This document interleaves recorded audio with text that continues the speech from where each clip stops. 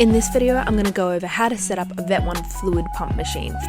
So this is a Vet Pump Pro VP50 infusion pump.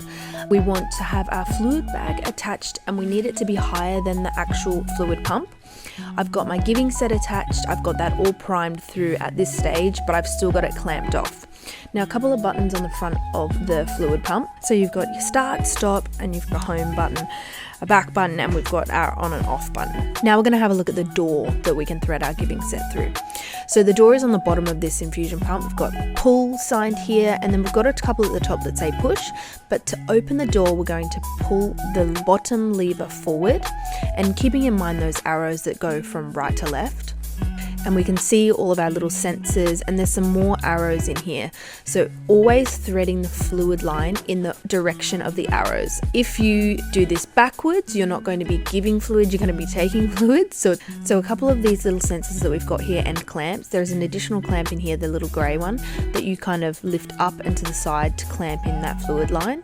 So I'm going to thread our fluid line from right to left, and I'm going to keep enough excess fluid line just there between the bag and the machine, because what happens if this is too tight, this will clamp and this is going to kink and it's going to not deliver the fluids properly, and we're going to get down occlusion, we're going to get air in the line, we're going to get alerts that's not going to deliver the fluids to the patient properly. It's going to stop and it's going to give us issues.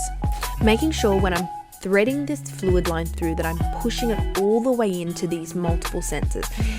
If they're not sitting in the sensors correctly, you're going to get issues. It's not going to deliver the accurate amount. It's going to stop. It's going to give you alerts and you're going to have a hard time. So pushing the fluid line nice and snug into these two sensors. So before I close it, I need to clamp this one.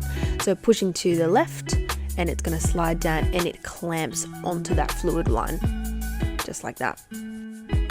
Now that I'm happy that it's threaded through, it's nice and secure, I'm going to close the door. So I'm going to pull up and I'm going to push and push on those two indicators, and you can see that it's nice closed and it's nice snug fit. The fluid line is looking clean, it's looking crisp, and everything is looking ready to go. If, for example, we only pushed it closed on one side, you can obviously see the difference between the left and the right, that is just not closed properly. This is going to give you an alert that the door isn't closed, so making sure to push that in and it's nice and ready to go. Just confirming that we've got the fluid line coming through, following those arrows in that direction. Some fluid pumps might be a little bit different. I'm going to unclamp the clamps. So on your giving set, depending on what type you're using, there might be 2, there might be 3 clamps, so make sure they are all undone and open and ready to go. A couple of things that we want to do with our fluid pump as well is make sure that it's plugged into power source at all times. This actually saves battery life. Also making sure that you're keeping your fluid pumps up to date with servicing.